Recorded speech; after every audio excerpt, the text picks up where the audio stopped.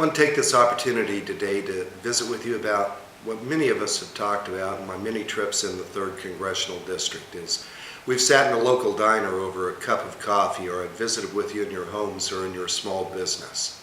It's a challenge really that we're facing economically. Here on the national level, we know the tale all too well. We have a $14.3 trillion debt in this country. It's unsustainable. But as we have all visited together, one message has come through loud and clear. You've told me your stories about sitting around the kitchen table in the evening, planning out how you're going to be able to balance your budget, be able to make that mortgage, make that car payment, to be able to provide for your families. And small businesses, as you're facing some uncertainty in the market and certainly some economic challenges, how you're able to live within your means and to be able to plan for the future, to keep the business moving and hopefully growing. That message has come through loud and clear. You've often asked when we've had those visits, why doesn't Washington do the same? And I echo that question. Hasn't the time come for Washington to truly be fiscally responsible?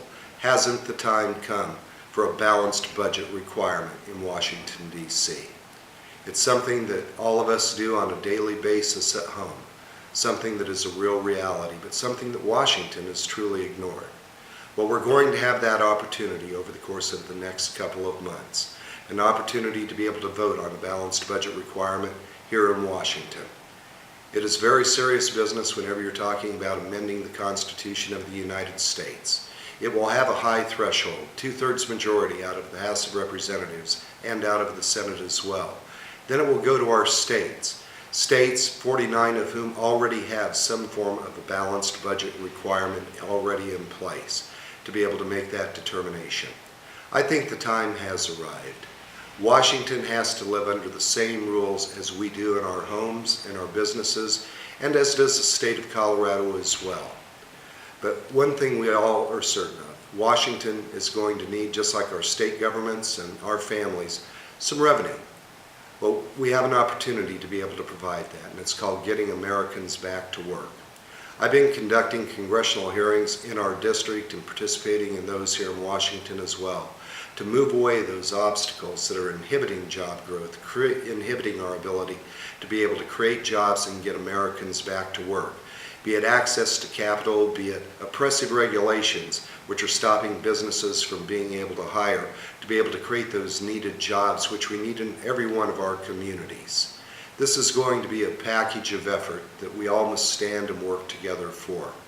I hope that you'll join with me as I visit with other members of the House of Representatives and with our United States Senators as well, to push for a balanced budget requirement in our nation.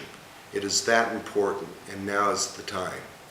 Many of us grew up with that inherent belief that as Americans, we're always going to have that opportunity to be able to live the American dream. Well, the promise of that future for our children and for our grandchildren is at risk. They're looking to us to make those tough choices, to make those wise choices, to plan for the future. It can begin with a balanced budget requirement for Washington, D.C., the same rules that you and I live with our family on a daily basis. Let's deliver on that American promise for our children and for our grandchildren. Let's deliver on that promise of giving them that opportunity to live the American dream. Thank you, and I look forward as we have this discussion over the coming months.